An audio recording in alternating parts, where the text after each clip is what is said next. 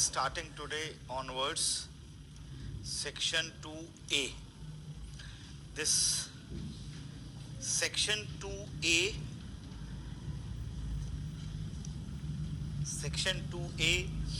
is basically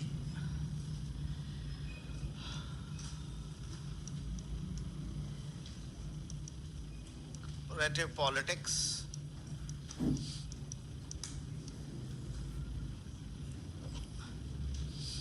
and IR you'll find. So we are going to study the first topic is basically in your syllabus. This topic has been given at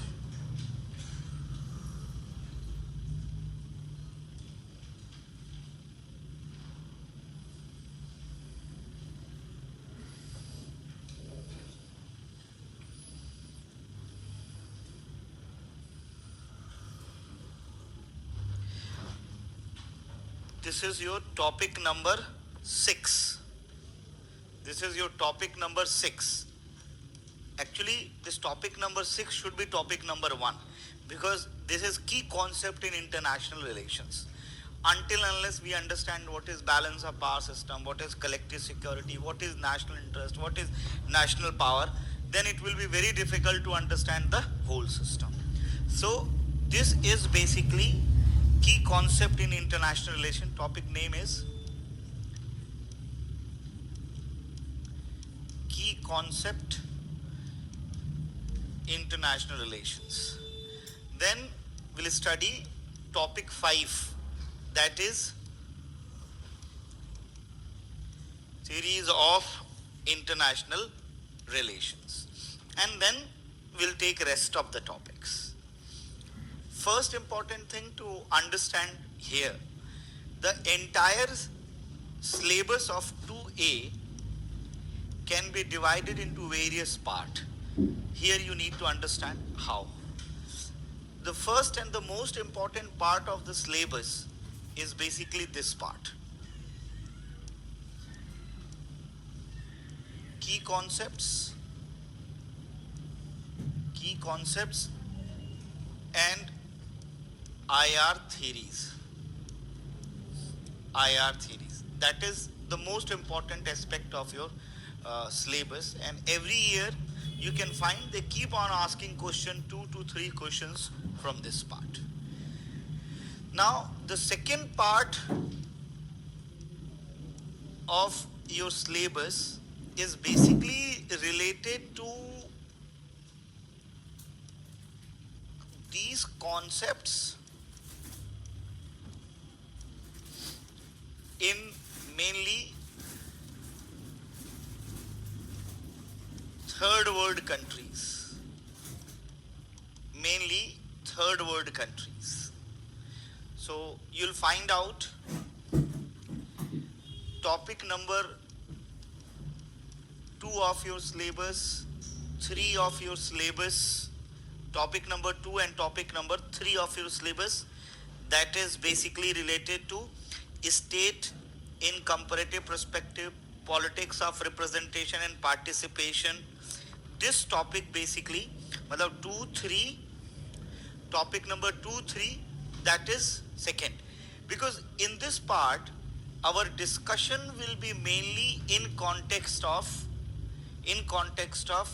a comparative mode of third world and first world. It is more applied term.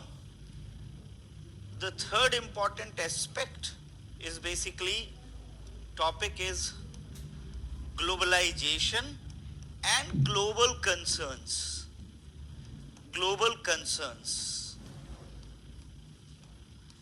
Globalization and global concerns. Then I'll go with this basically a pure theoretical topic, that is approaches to comparative politics. Approaches to comparative politics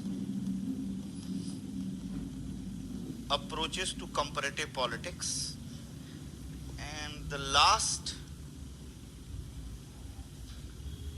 is basically it is talking about post Cold War phenomena. In post Cold War phenomena, they mainly talk about rise of USA hegemony,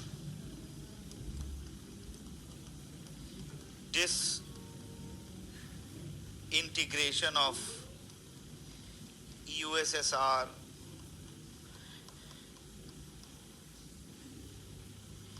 nuclear issues and policies are disarmament. You'll find all these topics has been mentioned over there, and you can find one more topic that is basically related to international organizations. International organization, that is related to international organization. Syllabus आपका इस तरीके से logically divide होना चाहिए, but इन्होंने अपने हिसाब से टॉपिक ऊपर नीचे कर दिए हुए हैं. So we are going to again organise it in a format. So continuity should be there. Without knowing what are the key concepts, without knowing this key concept, it is impossible to understand this entire part. And one more thing I'm telling you, few things I'm going to club with the similar topics also. जैसे the moment we are entering into IR theory, in IR theory we are going to club few of the topic of the 2B, India and world, because in order to explain, suppose I'm teaching you realism, so I need to give example, okay, how our policy towards China or Pakistan is framed under the realism. So I need to teach you about China as well as Pakistan. A few topics I'm going to cover it. Otherwise, it will be very difficult to understand what I'm talking about. So again, I'm repeating, few topic of the 2B, I'm going to cover it here only. And few topic of this specifically in international organization. In 2B, there is a separate topic of international organization. Like you'll see non-alignment movement. You will find it in 2A also and in 2B also. दोनों जगह है ये. तो दो जगह आधा आधा नहीं पढ़ाएंगे, एक ही साथ पूरा पढ़ाएंगे. So I'll teach it over here in 2B. Few of the topic of the 2B will be logically added to the 2A. Few of the topic of 2A will be logically added with the topic of 2B. Okay, is that clear to everyone? So please follow this methodology. It will help you to develop in a line. And we'll start with concept of IR and theories. ये लिख लीजिए अपनी copy में, ताकि आपको पहले से ही पता रहेगा कि हम सिलेबस क्या पढ़ने वाले हैं. और ये सारे टॉपिक आप अपने सिलेबस से भी चेक कर सकते हैं, सेम टॉपिक है, आपको मिल जाएंगे.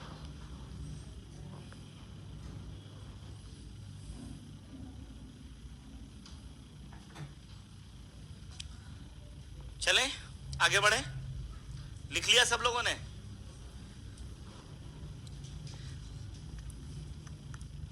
क्या है ये?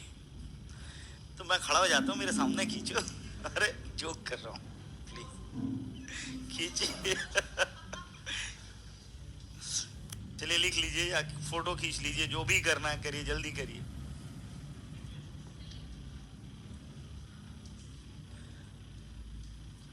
अब आप बाकी लोगों से शेयर करके लिख लीजिएगा. Now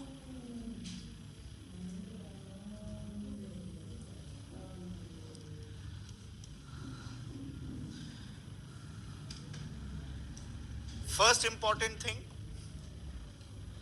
let's understand this international relations evolved into various phases. it was not just the similar type of understanding of international relations was always. It evolved with the various phases. There is a two type of evolution. One is evolution of international relations as a academic discipline. When we talk about evolution of it as a academic discipline, we are mainly talking about when we started seeing IR. I mean, like, just give you one example. IR at first phase was seen as a history only. Then in the second part, it was seen as a political event and history. Third part, IR theory started evolving. That is academic discipline or evolution of IR as an academic discipline. वो हमारे काम का उतना नहीं है. We do not have even this thing in our syllabus, but still I will share a small one-page note regarding this. The second part is that how system of international relations, how system of international relations evolved. That is, we are not talking about academic term. We are talking about how our modern system evolved through various phases. Because the modern system has been formed much later, even if you compare to the academic thing basically. अभी मैं केवल नाम लिख रहा हूँ, इसको हम detail में भी पढ़ेंगे. जैसे you'll find out from 1648 to 1919, this is known as the first phase. This is known as the first phase of international relations. Why? Because the system was taking a shape, and I'll tell you what is that system. Then you'll find out 1919 to 1939 are up to the end of Second World War. This is popularly, कई बार reference पढ़ते होंगे, inter war period आप जिसको कहते हैं, inter war period. This is actually the second phase. And then you'll find out from 1945 to 1990, this is third phase, which is known as era of Cold War, which is known as era of Cold War. Then you'll find out अभी वाला जिसको हम क्या कहते हैं, post Cold War era. That is fourth phase. That is fourth phase. कुछ लोग Covid के बाद के लिए एक और फेज यूज करने लगे हैं, पोस्ट कोविड ऑर्डर. ये टर्म भी काफी आने लगा है, बट अभी तक फॉर्मली एकेडमिक डिसिप्लिन पे इस पे काम नहीं हुआ है. लाइक कि there is something called post covid order. It is still in the transition. ये सिस्टम है. It is not the academic discipline. I'm not talking about the academic discipline. I'm talking about how the modern system evolved. How the modern system evolved. अब सबसे पहले basic कुछ terms समझेंगे कि what are those terms are there.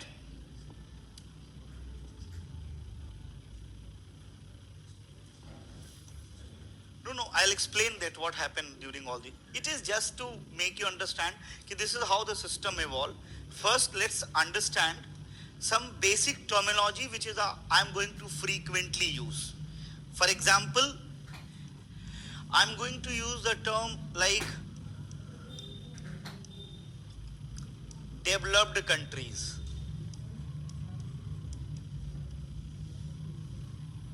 Or I'm going to use the term first world. It has a very specific meaning. That simply mean the country which were never colony, specifically during the period of colonization and imperialism. Although America was colonized by the British, but Americans also fall under this category, because actually the colonization process starts with the rise of modern capitalism basically, with the rise of modern capitalism, America was basically independent at that time. We know that we find out rise of modern liberalism, capitalism start after the Industrial Revolution. The timeline was 1765 and America became independent 1773 only, 6 only. So technically you'll find out America was independent before that.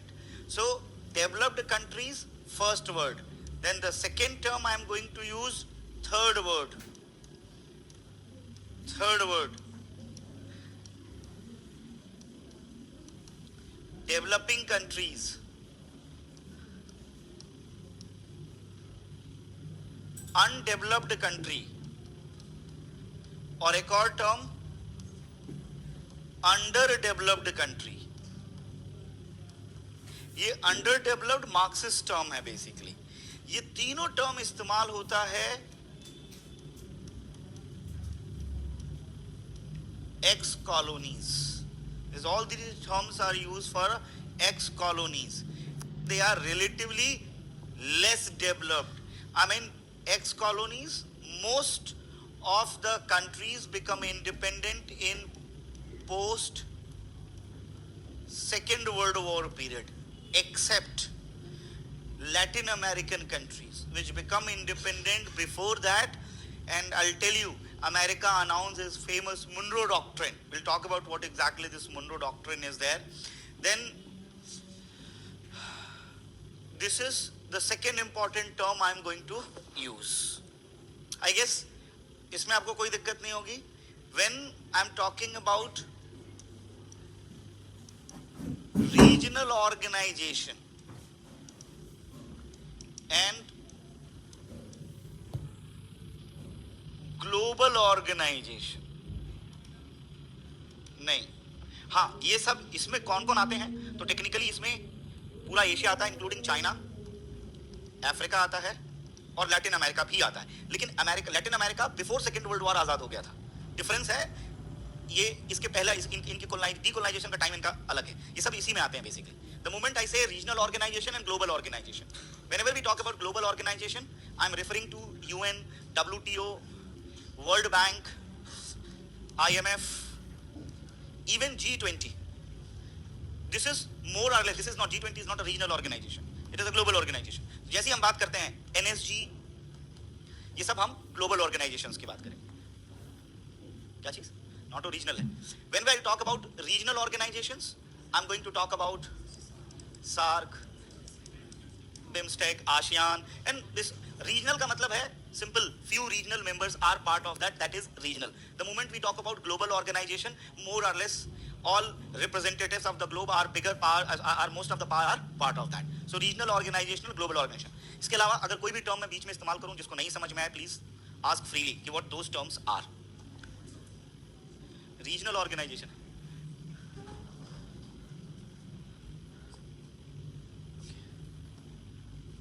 I guess, can you see this map? Zoom कैसे होगा? इससे होगा.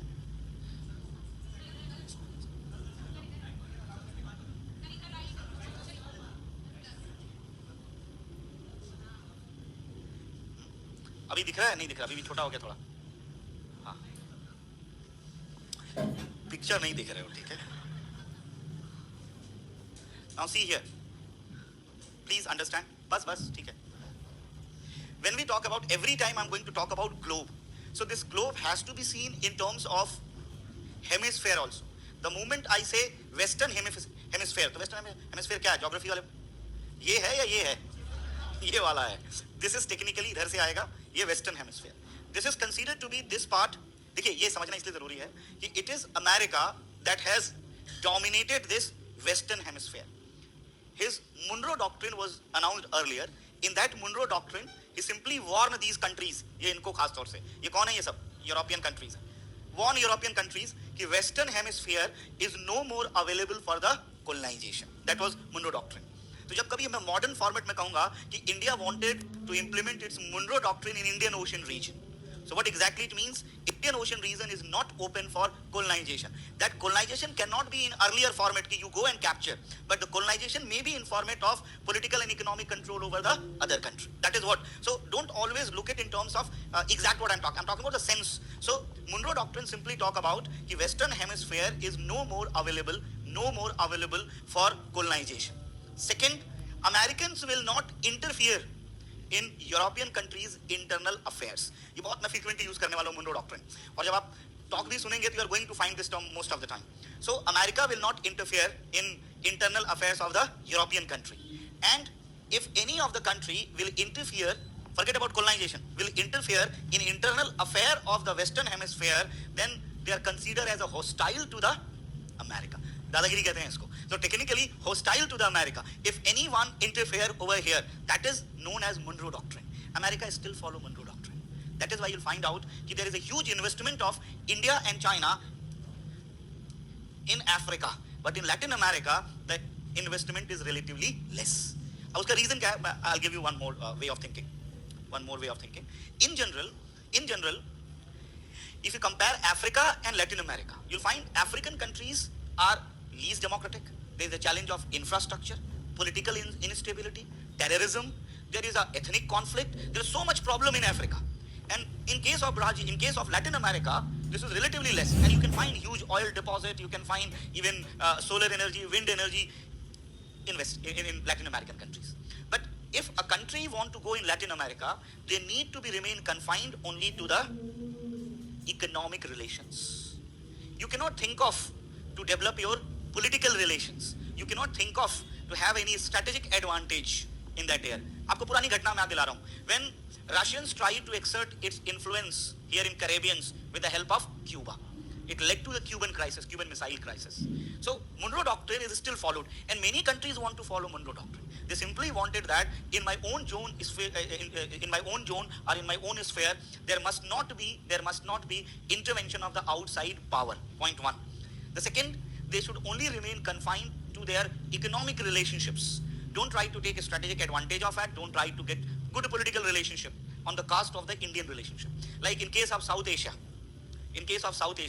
we do not want China or any other country to get a strategic advantage over there or have any kind of security design in South Asia. Why we feel unsafe when China started supplying weapons to Nepal, when China supplying weapons to Sri Lanka, when Chinese Navy moved to Hambantota port or anywhere in Bay of Bengal, Arabian Sea. We are always worried about this because we feel now their military or naval presence in the region is detrimental to our security. So even we want to follow Monroe Doctrine in case of South Asia basically. So in general, one should be ready to understand this part. Monroe Doctrine is a frequently used term, what I'm going to use regularly. I guess अब आपको इसमें जो ध्यान रखना किन किन चीज़ों का वो बहुत इंपॉर्टेंट पार्ट है, क्योंकि हम पढ़ेंगे कैसे, हम 2B में भी रीजन वाइज पढ़ेंगे, तो you should be able to understand the various region. Like the moment I am talking about, सबसे डिस्कस्ड टॉपिक है Indo-Pacific. We are talking about Indo-Pacific. So you should be able to understand when I'm talking about Indo-Pacific, I'm talking about, sorry, this is Indo-Pacific. You should be able to know this is, I'm talking about Indo-Pacific. When I'm talking about Southeast Asia, you should be able to understand Southeast Asia. Map के बिना IR नहीं बनेगा, because lot of map, lot of choke points, oil routes, trade routes. I'll ask a simple question. मान लिया जाए, this is बहुत simple सवाल है बच्चों. Suppose this is United States of America, want to import oil from Saudi Arabia. आता ही है बहुत सारा oil. What is the trade route of this? ऐसे नहीं, ये trade route नहीं है इसका. अच्छा ऐसे जाएगा. देखिए इसका है ऐसे जाता है इसका oil. This is not the route. हाँ बिल्कुल सवाल आने दो. क्यों इतना घूम के क्यों जा रहे हैं? आपको आइडिया यहाँ से यहाँ तक का जब आपका शिप आएगा, एक्सक्यूज मी, ध्यान से सुन लें, यहाँ से यहाँ तक you have to go in one shot. There is no refueling station, there is no maintenance station, and half of your ship is full with the oil tankers only. Ship में आधा oil ही भरा होगा. And US develop its security architecture around this. अब देखिए, इसलिए यहाँ से समझिएगा. US has biggest air base. कहाँ गया? कतर में उसका सबसे बड़ा एयर बेस है. दो न्यूक्लियर साइट हियर है, सऊदी अरेबिया में उसका एक एयर बेस है, ये डियो गार्सिया में उसका एक एयर बेस है, सऊदी अरेबिया में है, फिलीपींस में है, जापान में है. Now you understand is design, जब भी उसका कोई भी चीज यहां से मूव करेगी, they'll be able to completely control it. They'll be able to provide a surveillance, safety and security to that part. This is a very important thing to understand. Everywhere designs are there. अब अगर इधर से है तो इधर से के लिए normally Panama cross करके you can, इस part से भी है, this is very much possible. This is very much possible. It goes like this because it is important when it comes to the trading ships. I mean, this is not like an aircraft carrier कि once you fill oil and it will go in one shot 7,000 miles. ये केवल aircraft carrier में ये होता है कि it can move 7,000 miles. But in normal trading ship, it hardly go 500 mile, 1,000 mile, 1,500 mile, 2,000, and then refueling is required. So obviously, they always try to look to somewhere for the refueling and maintenance part. If I'll ask you, why Singapore is such a developed country, please sometime check what is export of Singapore, import of Singapore, how Singapore is so developed countries. It is one of the transit nation. One of the transit nation. Sri Lanka want to do the same thing. It was not able to do and enter into that crisis part. The Hambantota port, there is a Palaya Air Force port or airport. There are 3 to 7 projects. Even Trincomalee Naval Port has been given to India. So the very basic purpose, Sri Lanka was also living, all the trades in all the trade in Indian Ocean region should pass via Sri Lanka. Only with the transit they'll become very rich. But it never worked out basically. So always remember, there are trade routes. When we talk about trade route, so we are focusing कि there will be trade route like this. It is not like कि पानी में कहीं भी चल दो, यहाँ से तो यहाँ ले जाना चाहिए, ऐसे चल दो. This is not like. There should be a highway properly identified, so there cannot be any accident, there could not be any other kind of challenges. Everyone is knowing in Pacific Ocean there is a fire of, you can find there is a ring of fire over there. Apart from that, there are a lot of accidents happen. So it is important that every route is fixed and people travel according to that route. When we talk about international relations, we actually try to understand how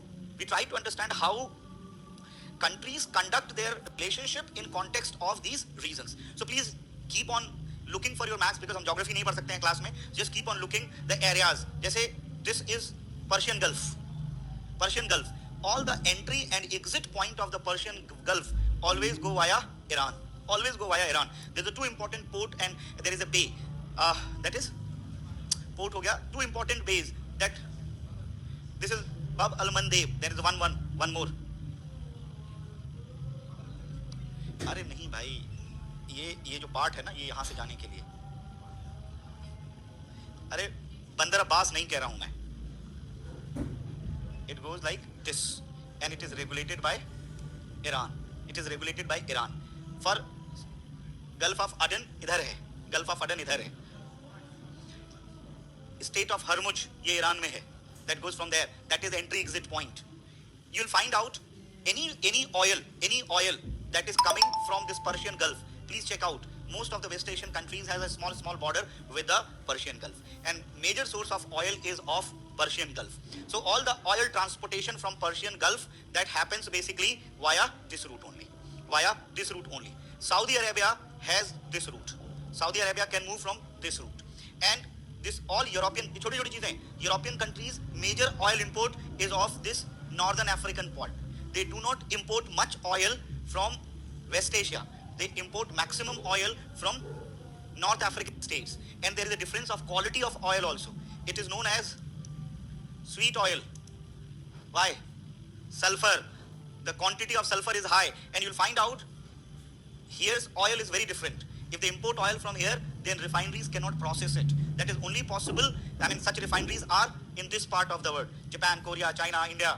Have you ever thought India में oil import? I mean, oil production in India is very less. But look at the number of processing units we have.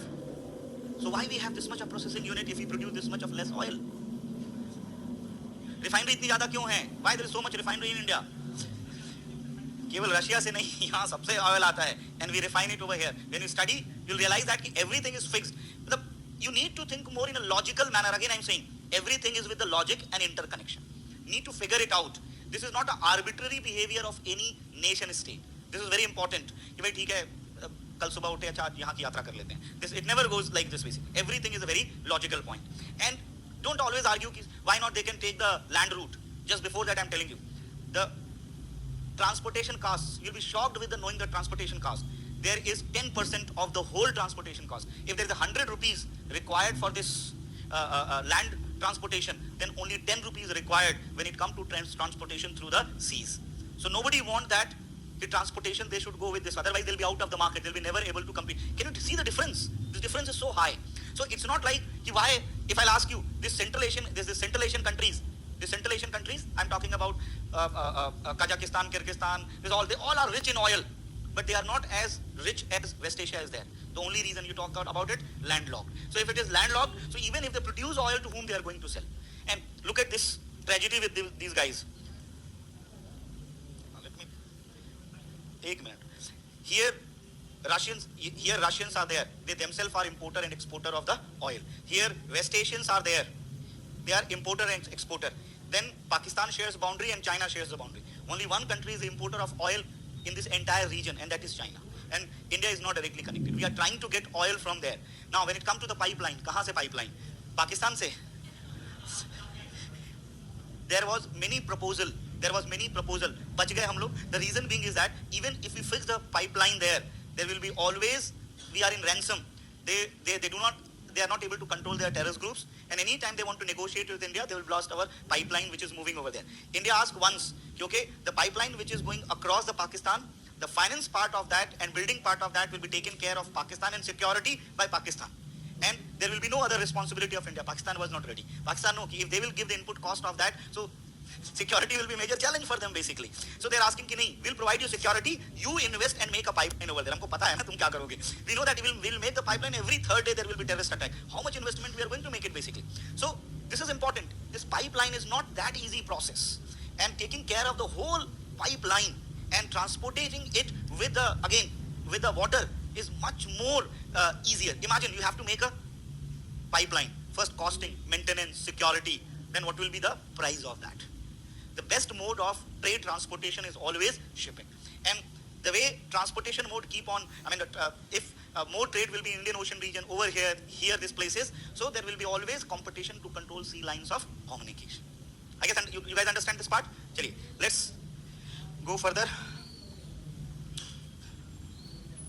Water transport सस्ता क्यों पड़ता है?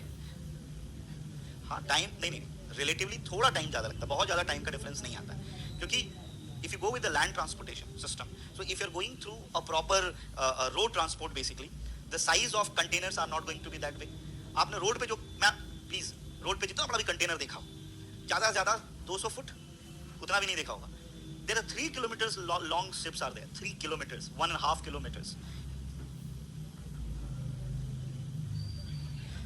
Technically, how much oil you can transport it through? And let me tell you, there is a name, his professor, I'm missing his full name. His name, Professor Lama was there. He was also my teacher in JNU. He was a vice chancellor of Sikkim University.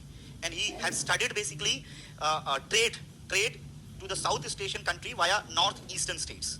And in his studies, he find just because of the bad roads, because of the checking at the checkpost at the various, it make the twice of that container are trade 3 times.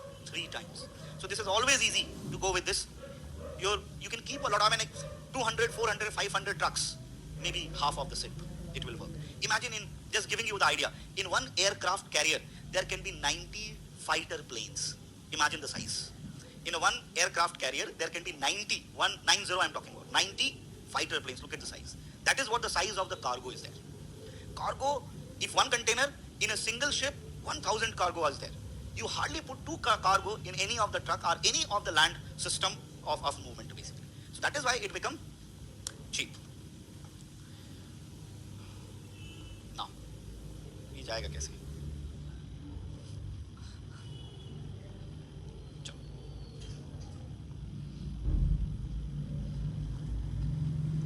So now we are going to talk about international system. सबसे पहले यही समझेंगे what is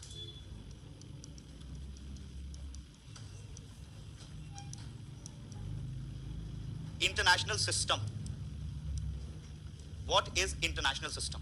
Without understanding international system, it will be difficult to understand international relations. When it comes to understanding international system, so as I said that when countries were not part of any system, So there were no common rules, regulation, and understanding was there, and they don't follow anything. They behave the way they want.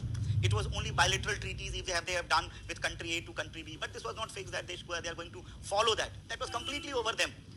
So, I mean, you can find out the modern idea of defined territory, modern idea of defined people, modern idea of what we say, how you can move from one country to another country. This is all missing at one point of time. So, nation behave arbitrary. Forget about all other places. If you see history of India, from ancient time to the modern till days Britishers moved in India, the way states were interacting with each other, it was purely arbitrary. There was no common rules, regulations, anyone can attack on anyone with the others. Although country like in India where certain unwritten rules were there and we are following. For example, you might have heard about a representative of another country cannot be captured in your country. But it is not necessary. There are multiple stories when two kings are meeting, one has been attacked and killed. That was what was very normal at one point of time. My point is that why it was happening? Because there was no rules, regulation, there was no understanding among the nations. So states keep on behaving arbitrary with each other. Anytime they attack, anytime they enter into the peace. So there is a condition that you're always afraid of the other country. The moment country become powerful, you become threatened. At any point of time, that country make an attempt against you. So gradually, number of wars keep on increasing. First, the history what we are talking about European history. International system first evolved in the Europe only. So, European countries' history is a history of wars. If you check out just 500 years history of Europe, there are multiple wars against each other. There was 100 year of war between Britain and France. You'll find out Germans keep on fighting. Crimean War was there. Two Crimean War was there. So there was completely war in Europe. And earlier the idea of the state was not there. So we know I control that area. But defined territory, rules, regulation of sovereignty, it was all missing. So if you do not find anyone in this territory, you enter into that territory, you take resources of that country. Sometimes abduction was also there. So the history was with the history of wars. First time, European countries tried to develop a set of rules and regulation to be followed by the entire states. And then they enter into a treaty which is popularly known as Treaty of Westphalia. 1648, Treaty of Westphalia. This Treaty of Westphalia was the first effort basically to draw something common among nations, among states. First they try to define the kingdom what we claim. What is the meaning of kingdom? What is the meaning of kingdom? What is the meaning of the state? What is the meaning of the state? How we find your state and other state? If we differentiate your state and my state, then how we should behave in context of each other. So technically in first phase, they come up with the idea that when we talk about sovereignty, then it should not be violated. It should not be violated. Doesn't matter at all. You are a powerful or you are a small country. But if a country is a sovereign nation, then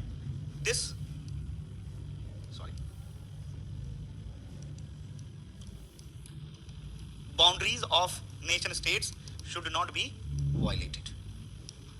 Then they come up with a moral principle that all sovereign states as nation states are equal, irrespective of their size. आज भी हम इस principle को follow करते हैं. That doesn't matter कि Nepal is a small state, Bhutan is a small state, China is a big, India is big. So we keep on violating their rights. Not like that. The idea of equality of nations was designed at that time.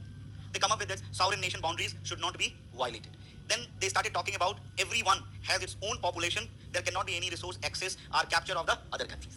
And they says everyone has to follow. All European countries has to follow. Although everyone in Westphalia was not there, but the countries first time together who signed this, they developed a European system. Westphalian system was a European system. So I would say like this, the first time it was like this. All or most of the European countries were part of this system. And there were certain common set and ideas they have to follow. Gradually, from 1648 till 1990, multiple rules, regulation and treaties has been signed among the European countries, and gradually they started even the other countries to be part of it as they started searching the new areas. Even by 1648, whole world was not discovered basically. The whole world was not discovered. Like when I mean, India was discovered basically, but India was not part and parcel of the entire European system. So, जैसे मैं आपको example देता हूँ. Sometimes check on when Hague Conference happened, when Vienna Conference happened. All the what we today known as the international laws of seas or Vienna Convention. Look at the time when they happened. This all happened during that time. During this time, they conducted many international treaties and conventions, and they tried to ensure that all the nations of the all the European countries should follow those rules and regulation. Those rules and regulation. But still, number of wars has been relatively reduced, but the wars were continue to happen. And again, I would say that there were more rules included only after 1990. During that period, अभी हम आगे पढ़ेंगे क्या होता है. Balance of power system is considered to be a major way of maintaining stability among the states. आपको 1919 के बाद when Woodrow Wilson come up with the idea of collective security, League of Nations. Then even today, United Nations is made on the basis of collective security ideas. So these new principles started coming at the later phase. Then look at today we are struggling to establish a new laws. आप ये terms बार-बार सुनते होंगे जैसे freedom of navigation. This was not there during that time. There was no such rules regulation. Our international order, I mean, what we say, rule. There is a rule-based order. What is exactly this rule-based order we are talking about? These all concepts are new concepts. When China started claiming South China Sea, so why we say it is a violation of rule-based order? Because there is a unique clause. Surprisingly, US itself is not signatory of unique clause. Technically, but this China is signatory, India is signatory. It talk about there is a way of division of waters among the nations. जैसे एक law होता है Thelvig law. Thelvig law का मतलब ये होता है कि अगर small water body है, they follow equidistance model. कि geography में पढ़ा हुआ continental shelf. So from continental shelf to the middle of the water belong to that particular country, and from their continental shelf, rest of them belong to the other country. That is Thelvig law, and that is applicable in small water bodies. But the moment this water body is very big, then they come up with a new law where 200 nautical miles is technically your exclusive economic zone, but that is not your territorial water. Territorial water कहाँ तक होता है? Yes, 12 nautical mile is your territorial water, and 200 or after that whatever the water is there that is considered to be high seas or international water. I'm just giving you the laws, how these laws are decided. Lekin law bane kab hain? And when people start becoming signatory of that, you might have heard about human rights, UNHRC, you might have heard about various human rights conventions has been signed. So this is what, this all are shaping this international system. This is how international system started evolving. As I talk about, this international system evolved through various phases. It is not that international system evolved in one phase, it started evolving in multiple phases. तो अभी हम केवल बात कर रहे हैं phases की बात हम बाद में करते रहेंगे लगातार कि what exactly this international system is. Whenever you talk about international system where nation states are there and they interact freely with each other, but they follow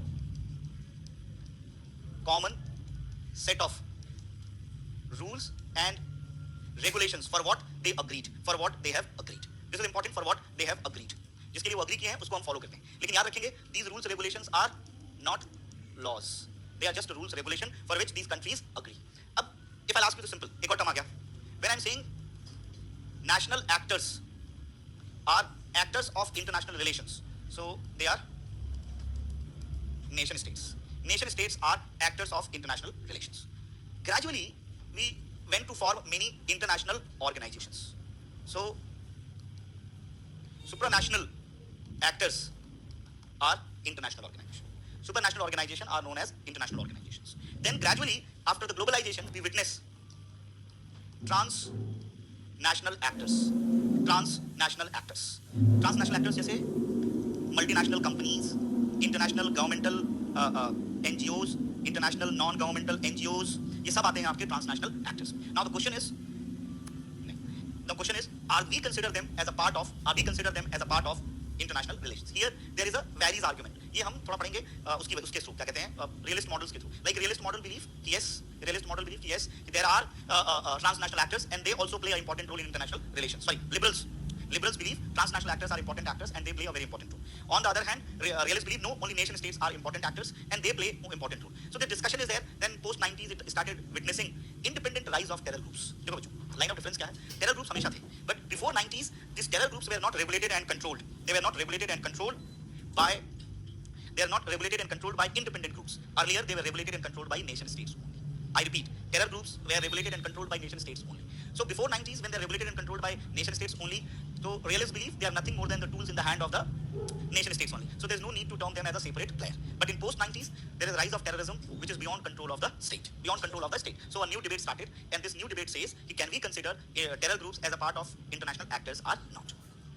Realism belief, अभी आगे आपको समझ में आएगा कि realism क्या होता है. Realism believe कि yes, terror groups should also be considered as a part of international system. But liberals rejected the idea. Liberals' argument is that terror groups itself are the threat to the nation states. So rather than being part of that, they are basically destructive to the nation state. So we do not consider them as a national, or we do not consider them as a actor. So when we talk about what is international system, तीन चीज आपको ध्यान रखनी है. When we talk about international system means where independent nation states follow certain set of rules and regulation, interacts with each other in order to fulfill their national interest. Then next line is that who are part of the international system? As per realist, nation states are primary actors of international system, and rest of the actors are regulated and controlled by the state only, nation state only. Then liberals argue otherwise. They believe apart from national actors, transnational actors, international organization, they all are considered as actors of international system. तो सबसे पहले आपको ये पता होना चाहिए कि international system क्या है. Nation states, India, Pakistan, China, independent states are independent nation states, follow common set of rules and regulation.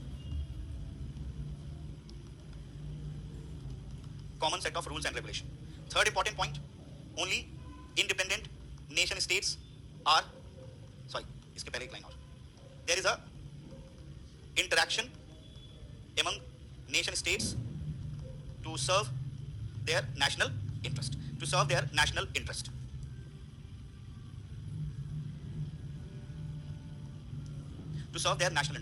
Then from realist perspective, nation states are primary actors and the rest of actors are regulated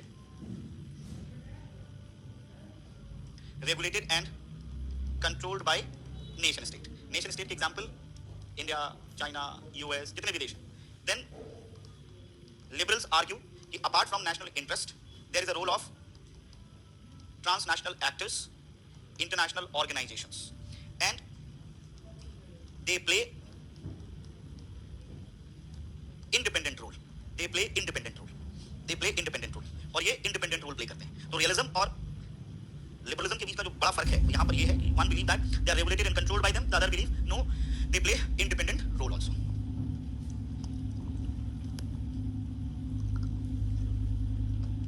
transition में जो होते हैं सबसे पहले state ही बनता है, nation नहीं बनता है. अब स्टेट के बाद अब नेशन में कन्वर्ट हो जाता है, nation state, when the transition period is there.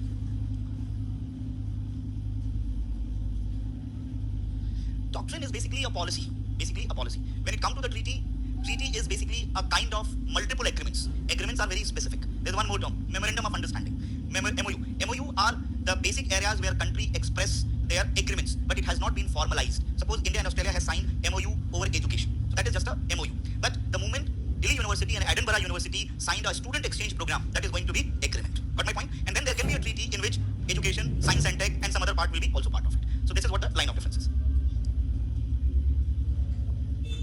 नहीं आया तब से स्टार्ट नहीं हुआ, तब से सिस्टम बनना स्टार्ट हुआ था.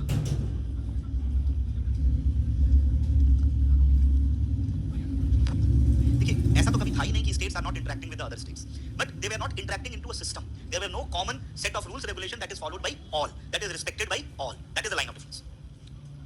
Helvig law.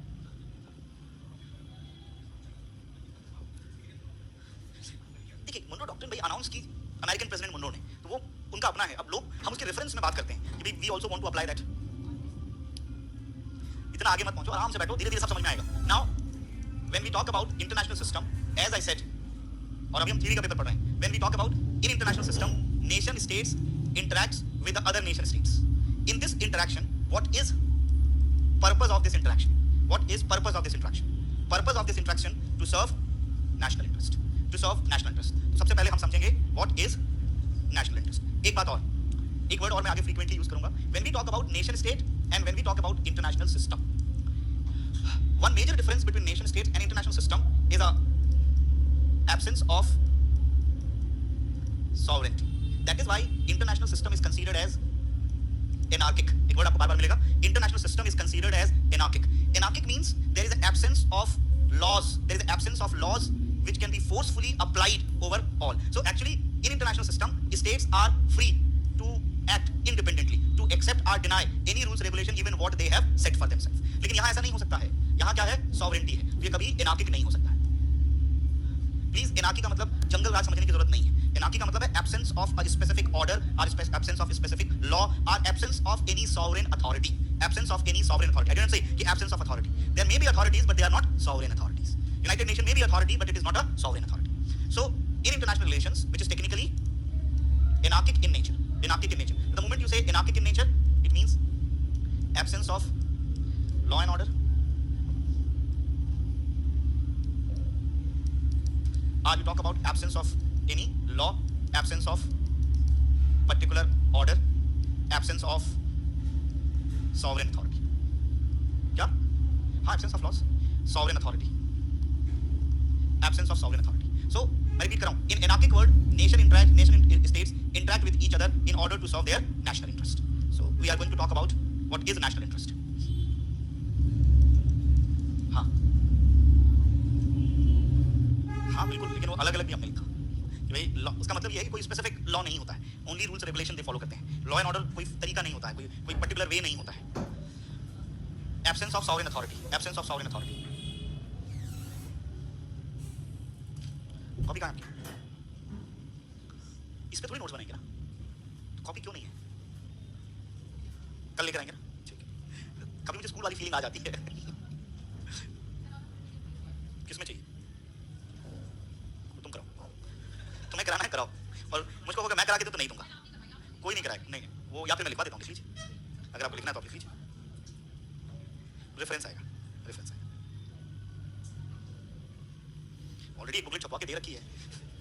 अब एक आप लोग के लिए मैं मेहनत कर रहा हूँ कि उस बुकलेट का शॉर्टकट आपको दे रहा हूँ बना करके. अब आपको ये भी चाहिए कि उसको भी मैं प्रिंट करा के दूँ. नहीं, किसी को भी आप सोचिए ना, अगर मैं ये कह दूँ आपसे ये पढ़ा रहा हूँ नोट्स जो आपको बुकलेट मिली उसको रेफर कर लीजिएगा, तब अब आपके लिए उस नोट्स को भी मैंने सिंक्रोनाइज कर दिया कि भाई इतना भी नहीं पढ़ना पड़े, ये जो मैं आपको देने वाला हूँ उसी नोट्स का ही छोटा वर्जन है ना, बस इससे ज्यादा नहीं. खुद कुछ भी करना, खुद भी कुछ करना चाहिए. चलिए, व्हाट इज नेशनल इंटरेस्ट? देश के हित में हो. अरे बात ही वही है. Yes, what is national interest? Yes, let me know what is your opinion.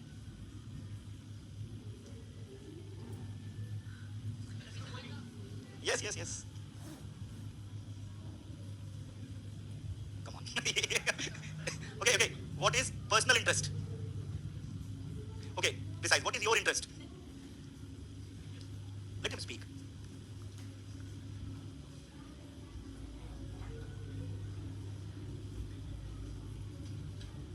Well-off person. What is this well-off? Define in factual terms well-off. Money. Okay. Power. And food. Very good. This is the national interest also. Even nation want to be powerful, nation want to be wealthy. They also want to have enough food grain to feed their own population. Whenever we talk about national interest, if I say one of the very basic national interest is you want to live. You want to live, isn't it? This is the basic thing. The first basic interest is survival. First basic interest is survival. Without survival, nothing can be done. So survival can be ensured through the idea of what you call it national security. Survival means security. This is one of the primary national interests of a country. Now, a very important question. How one can ensure its security or its survival? How one can ensure its security and survival? Military power. Or in general, you can simply say by being powerful. The moment you become powerful, you are able to ensure your security, you are able to ensure your survival. So whenever we talk about national interest, we basically talk about primary national interest of every country is survival, is security, is being powerful. And what is meaning of being powerful? What is meaning of being powerful? Please ध्यान सुने. It's basically military, air force or naval power. Without this security cannot be ensured. Look, you may be economically powerful, but if you are not powerful in these terms, Japan is again a classic example. Japan is an economic power, but Japan is not a military power. So Japan has to go or become a military power. So it signed a treaty with United States of America. It is under the security. Umbrella of the US. So the moment you say national interest, you are talking about survival, security, being powerful, and this. Interesting part is that being powerful has been defined in other ways also. Like in economic ways also. Powerful means economically powerful. Powerful means powerful in terms of human resources. Powerful in terms of science and technologies. That all come under the meaning of national interest. That Cultural is more related to identity and it is not fixed. Only one scholar talk about it. But basic argument is that culture is not fixed and it keep on changing basically. So that may be your national interest, that may not be your national interest. But which is your national interest? It is fixed. That is your survival and security. देखिए बच्चों, everything is explanation of the idea of the survival. I am just speaking the meaning of survival, being independent. Please focus, being independent. Now being independent means no other power should control us. No other power control us. That doesn't mean a power control you once they capture. Without capturing also they influence your decisions. जैसे United States of America wanted in the Ukrainian case to vote against the Russians. That is also trying to regulate our decision making power. So when you talk about your national interest, this also falls our national interest that we can make independent decisions basically. So what we have decided to vote to abstain from that particular you can say event. So we can say we make an independent decision. जैसे हम when we study Indian foreign policy, I'm just connecting it. इस पे काफी debate हुई इधर. So we say one of the core element of Indian foreign policy is strategic autonomy. This term was very popular these days. Strategic autonomy. West says India is a swing state. There's difference between a swing state and a strategic autonomy. Strategic autonomy means we'll take our decision as per our own national interest. Swing state means that which cannot be fixed and aligned to a particular group that keep on changing. They say that India's old habit of NAM is still continuing but in form of a swing state. We'll debate as well. The swing India is now a swing state. It keep on changing. We announce our alignment with the US, but still we keep on looking for the other power association like with the Russians. In some case, we are aligned with the Chinese also. So whenever we talk about national interest, the basic meaning, fundamental meaning of the national interest is survival. And explanation of survival is very big. Explanation of survival is very big. And here the role of the various ideology come into picture. How realism think of national interest, how liberals think in terms of national interest, they keep on varying about the idea of the national interest. Now, if they ask question about the national interest, then how you have to write is the important part. First important part is that one should be knowing national interest. ये structure लिखेंगे defined by various scholars. ये आपको याद करना पड़ेगा. There is no other option. Various scholars.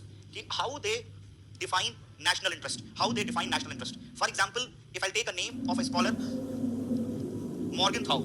Morgenthau defined national interest is in terms of power. याद हो जाएगी छोटी सी है. National interest is defined in terms of power. And he also defined national interest in multiple ways. There are many scholars. At least you should, I would say, direct word, mug up 3 scholars' definition of what is national interest. What is national interest? Then you should be knowing about broad categorization of types of national interest. Types of national interest. अभी मैं आऊँगा इस पे. Third, you should be knowing how national interest is explained by various theoretical models like realism, liberalism, and maybe Marxism. How they explain the idea of the national interest. And finally, you should be knowing about tools to promote national interest. This is the format. आपको इसी format में याद रखना है. Tools to promote national interest.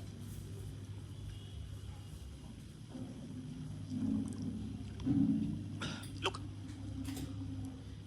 when we talk about compromise on sovereignty, if you are purchasing your independence with compromise, then it is also come under your strategy. We'll discuss this thing later on. Like there is a term bandwagoning. You read this term, bandwagoning. What happened if a smaller power with the fear of bigger power enter into a treaty with the bigger power itself so that it can remain independent? That process is bandwagoning. So bandwagoning is also a way of ensuring your security. If you find out your own neighbor is very powerful and you cannot be ever powerful to defeat your neighbor, so what do? Make them friends.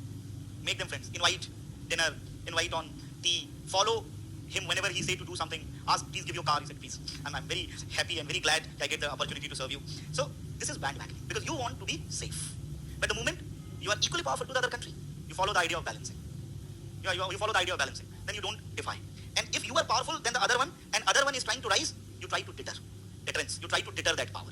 They say when you study, this is all things are going to come when you study US policy of Indo-Pacific. One of the part of US policy is reinforcing deterrence in Indian Ocean region as well as Indo-Pacific region. How they deter? They'll say we'll make alignment with the other country. Military alignment. AUKUS, AUKUS. AUKUS is an example of his policy of deter in the entire region.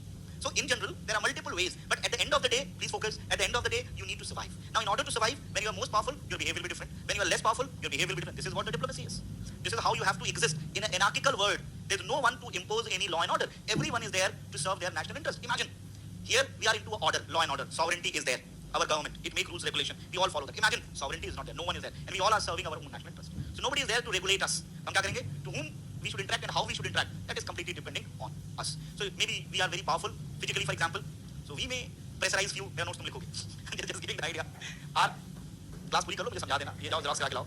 And if you are not very much powerful, so you may follow But Americans follow policy of isolationism. किसी से नहीं बोलना है, किनारे अलग से रहेंगे, अपना काम करेंगे, ध्यान रखेंगे कि nobody should eye on me also. So I should keep my profile low. Then the few will say, okay, this powerful guy is keep on bullying us. Let's make a group against them. So few will enter into the alignment. So this is how the group will be formed. Then that group become big one. So one powerful person is dominated by the group. The other will say, I'll also make my own alignment. Then class will be divided into two groups. Then two groups are facing, when they all are not like-minded, they feel difference, third, fourth group, and all will manage their power in such a way, balance remain over there. So everyone will remain safe. So this is how the international politics is there. So as a student, as an actor, you have to choose your course of action. If your immediate national interest is to take the class peacefully, make your notes, and safely go back to your room. Suppose safely go back to your room. So you also devise a strategy how to survive in anarchical environment where no one is there. Somebody will disturb you, say me, sir, you disturb kar raha hai. So there is someone to enforce law and order. Suppose no one is there to enforce law and order. And the word is anarchy. Then you have to serve your own national interest in your own ways. I guess this is simple and easy to understand what exactly it is. मतलब जिसके साथ आपको लगता है कि हम उसको बेवकूफ बना पाएंगे. देखिए, आप बैंड वैगनिंग भी तो सॉवरेनिटी के लिए ही कर रहे हो ना. आप इसकी मीनिंग समझो. Survival has a big meaning. Survival is like you are not compromising in any of the thing.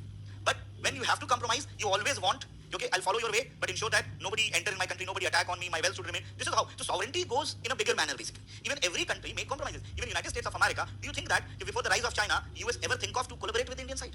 Isn't it compromise from the US because of the rise of China? Can't handle China alone, need friends. As I give the example, when a single person was powerful, no need anyone. When they find a group is rising, then again started making them friends. In what you have to see, in anarchic world, your primary responsibility is to maintain your survival and being powerful to ensure your survival.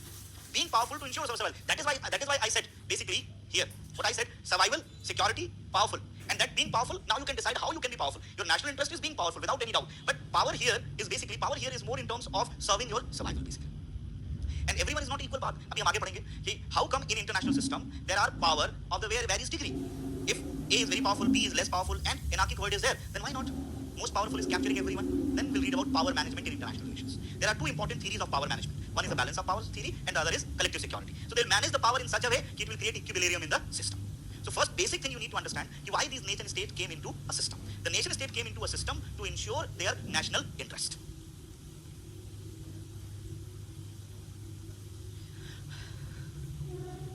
देखिए depend करता है भाई, depend करता है.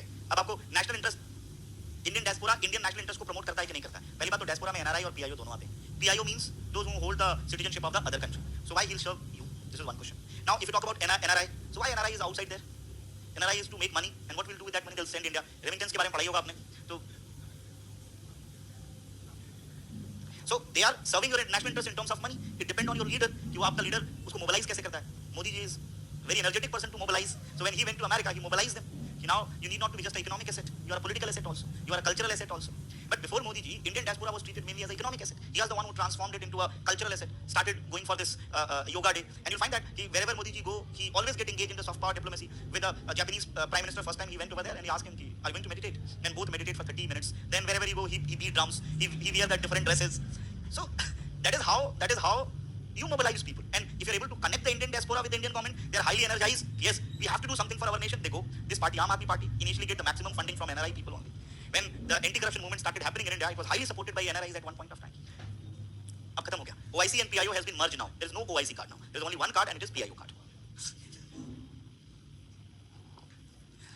मैं आपको ना 2-3 specific definition बता रहा हूँ. यही इजी है और आप याद करेंगे. प्लीज थोड़ा सा लिखेंगे, केवल फॉर्मेट में ही लिखेंगे हम. Please write down. हाँ, हेडिंग है आपकी national interest. National interest is a key concept. National interest is a key concept. National interest is a key concept in international relations. Is a key concept in international relations. Full stop. All the nations are always engaged in the process of fulfilling or securing the goals of their national interest. Goals of their national interest. Full stop. States consistently justify their actions based on their national interest. Based on their national interest, comma, which governs and shapes their meaning. Their meaning. Next line से लिखेंगे. National interest meaning is vague and ambiguous, which carries multiple meanings and can be best explained in which context, comma, it is used. It is used. Okay? Full stop. There is a bottom line. There is a bottom line that is survival. Survival is universally defined national interest. That is why most of the scholars divided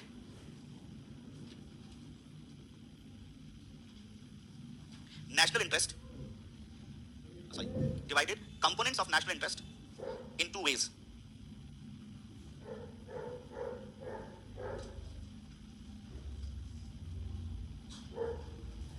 First, necessary or vital component of national interest. Necessary or vital component of national interest. And variable or non-vital component of national interest. Non-vital component of national interest. Next line से लिखेंगे.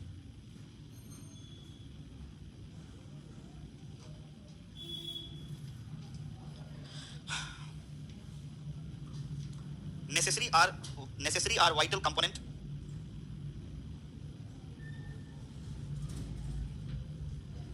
is essentially associated with survivability. Full stop. Morgenthau लिखा है spelling ऊपर, MORGNTHAU. Morgenthau identified survivability or identity as vital national interest, and he subdivided identity into three parts.